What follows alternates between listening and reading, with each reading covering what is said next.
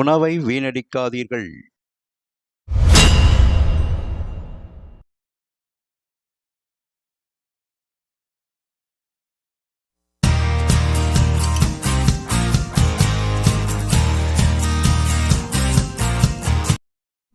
வணக்கம் viewers and subscribers.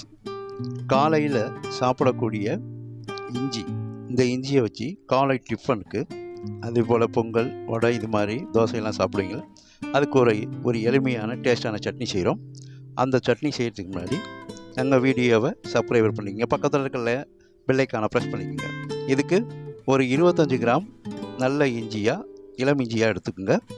ஒரு 6 பல் பூண்டு, அது கூட பார்த்திங்கன்னா ஒரு 50 கிராம் வெங்காயம், காய்ந்த மிளகாய், நல்ல மிளகாயாக 3 மிளகாய், ஒரு பெருநெல்லிக்காய் அளவு புளி, நல்லா டேஸ்ட் பண்ணி பார்த்து எடுத்துங்க. புளி ரொம்ப புளிக்கும்னா நீங்கள் சிறுநெல்லிக்காய் அளவு எடுத்துக்கலாம். இந்த மாதிரி இந்த இஞ்சி, பூண்டு, வெங்காயம், காய்ந்த மிளகாய், புளி எடுத்து வச்சுக்கோங்க. இந்த இஞ்சியை நல்லா தோல் சீவி அதை நல்லா சுத்தம் பண்ணி சின்ன சின்னதாக வெட்டிக்குங்க. அதே போல் வெங்காயத்தையும் தோலெல்லாம் உரித்து அதில் பூஞ்சையெல்லாம் இருக்கும், அதெல்லாம் சுத்தமாக கழுவிட்டு சின்ன சின்னதாக வெட்டிங்க. காய்ந்த மிளகாய், பூஞ்சையெல்லாம் இல்லாமல் நல்ல மிளகாய் எடுத்துக்கோங்க. அந்த பூண்டையும் நீங்கள் தோல் நீக்கி எடுத்து வச்சுங்க. புளியில் இருக்க விதை, நார் இதெல்லாம் சுத்தமாக எடுத்துருங்க. எடுத்து இந்த மாதிரி எடுத்து வச்சுங்க.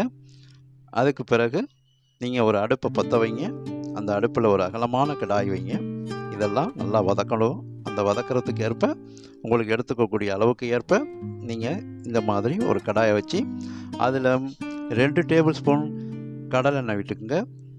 கடலெண்ணெய் விட்டு அந்த கடலெண்ணெயில் முதல்ல 2 காய்ந்த மிளகாய் போட்டுக்கிறேன். ஏன்னா 3 போட்டால் காரம் அதிகமாக இருக்கும்.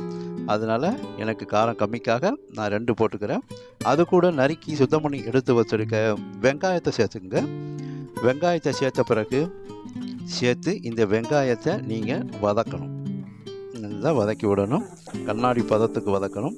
இந்த வெங்காயம் பார்த்திங்கன்னா அந்த இனிப்பு சுவை வரணும். அந்த அளவுக்கு தான் இதை வதக்கணும். ரொம்ப தீஞ்சு போயிடக்கூடாது. அதுக்காக ஸ்லோ ஃப்ளேமில் வச்சு, அப்படியே ஸ்லிம்மில் வச்சு இதை வதக்கிக்கிட்டே வரணும்.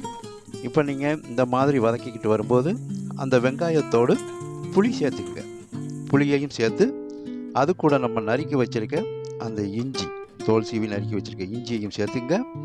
சேர்த்து இதை நல்லா கிளறி விடுங்க. அப்படியே நல்லா மிக்ஸ் பண்ணிக்கிட்டே இருக்கணும். இது ஸ்லோ ஃப்ளேம்லேயே செய்யணும்.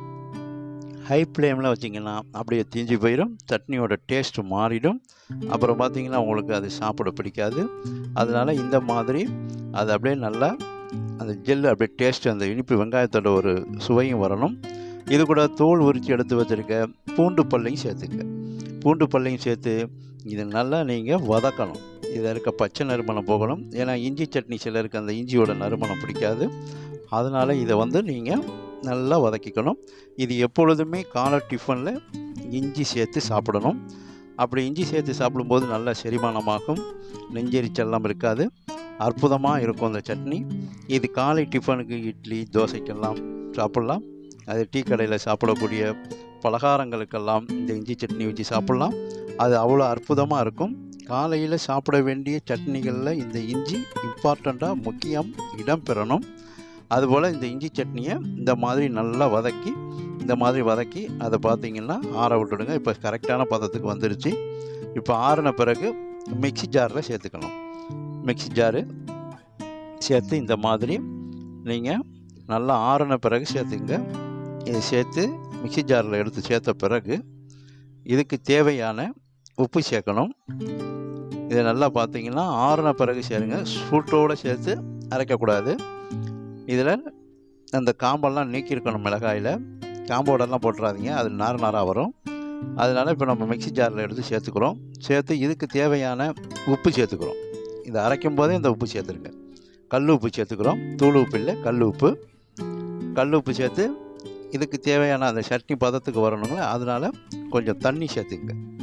கொஞ்சம் ஒரு 1/2 டம்ளர் தண்ணி சேர்த்துங்க.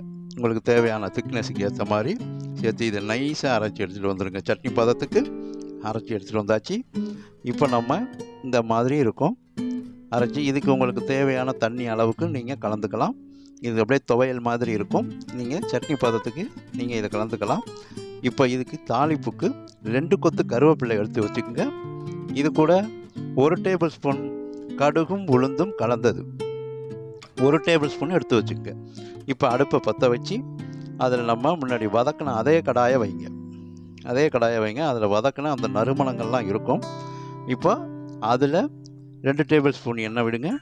எண்ணெய் விட்டு அந்த எண்ணெய் சூடு வந்தோடனே கடுகு போட்டுருங்க. 1 டேபிள் ஸ்பூன் கடுகு போடணும். நல்லா இப்போ எண்ணெய் சூடு வந்துருச்சு. இப்போ கடுகு போடுங்க. 1 டேபிள் ஸ்பூன் கடுகு போட்டுருங்க. கடுகு தான் இந்த சட்னிக்கு நல்ல நறுமணமும் அந்த டேஸ்ட்டும் அதை சாப்பிடும்போது ஒரு நல்ல டேஸ்ட்டாக இருக்கும். இப்போ அந்த கடுகும் உளுந்தும் நல்லா பொரிஞ்சு வரும்போது கருவேப்பிலை சேர்த்துங்க. கருவேப்பிலை போட்டு நல்லா கருவேப்பிலை படபடன்னு பொரியணும். நல்லா பொரியணும். இந்த மாதிரி கருவேப்பிலை பொரியணும். இந்த கருவேப்பிலையை எடுத்து வீசிடாதீங்க. அந்த சட்னியோடு சேர்த்து நீங்கள் எதோடு சாப்பிட்றீங்களோ இந்த கருவேப்பிலையும் சேர்த்து சாப்பிடுங்க. முடி உதிராது, முடி கருக்காது, உடம்புக்கு நல்ல ஆரோக்கியமாக இருக்கும். இதை தூக்கி வீசிடாதீங்க. இது போல் ஓரமாக எடுத்து வைக்காதீங்க. இப்போ நல்லா அதை கலந்து விட்டு இப்போ அரைச்சி வச்சுருக்க இஞ்சி சட்னியை இஞ்சி சேர்த்துங்க. இந்த தாளிப்பில் இஞ்சி சட்னி சேர்த்தாச்சு. இப்போ நமக்கு ரொம்ப சிம்பிளாக, ரொம்ப ஈஸி, ரொம்ப செலவினம் கிடையாது, ரொம்ப ஈஸி, ரொம்ப குயிக்காகவும் செஞ்சிடலாம். அவ்வளோ டேஸ்ட்டாக இருக்கும். இட்லியெல்லாம் பார்த்தீங்கன்னா நல்லா இட்லிக்கு ரொம்ப டேஸ்ட்டாக இருக்கும். ஒரு தேவை பண்ணுறீங்கன்னா அதில் முதல்ல இஞ்சி சட்னி வைக்கலாம். அதிலே போல் பார்த்தீங்கன்னா வீட்டு விசேஷங்கள்லாம் வைக்கலாம். அதே போல் ஸ்கூல் டிஃபன் பாக்ஸுக்கு வைக்கலாம். காலையில் சாப்பிட்றதுக்கு ஆஃபீஸ் டிஃபன் பாக்ஸுக்கு வைக்கலாம். இது மாதிரி இஞ்சி சட்னி ரெடி பண்ணோன்னே ஒரு பவுலுக்கு மாற்றிங்க. இப்போ சூப்பராக நமக்கு இஞ்சி சட்னி ஹைலைட்டாக ரெடி ஆகிடுச்சு. இப்போ நம்ம வாழை இலையில் இட்லி, தோசை நல்லா சுட வாழை இலையில் வைக்கக்கூடிய சாப்பிடக்கூடிய எதாக இருந்தாலும் சுட இருக்கணும். அப்போ தான் அந்த வாழை இலையினுடைய சத்து நமக்கு கிடைக்கும். நல்லா சுட இட்லி, தோசை வச்சு அதில் சட்னியை ஊற்றி சாப்பிட்டிங்கன்னா ஹைலைட்டாக இருக்கும். இந்த மாதிரி நீங்களும் இஞ்சி சட்னி செஞ்சு சாப்பிட்டு பார்த்துட்டு எங்களோட வீடியோவை உங்களோட நண்பர்களுக்கு ஷேர் பண்ணுங்கள். அதுபோல் நீங்களும் செஞ்சு சாப்பிட்டு பார்த்துட்டு எங்கள் வீடியோவை லைக் பண்ணுங்கள். ஆஃபீஸுக்கு உங்களுக்கு வீட்டில் செய்யும் பொழுது இதுபோல் இஞ்சி சட்னி செஞ்சு ஆஃபீஸுக்கு கொடுங்க, ஸ்கூலுக்கு கொடுங்க. பள்ளி மாணவர்களுக்கெல்லாம் காலை டிஃபனாக இந்த இஞ்சி சட்னி கொடுங்க. அவ்வளோ சூப்பராக இருக்கும். எங்களோட வீடியோவை பார்க்கும் அனைத்து வியூவர்ஸுக்கும், சப்ஸ்கிரைபர்ஸுக்கும் மனமார்ந்த நன்றியை தெரிவித்துக் கொள்கிறேன்.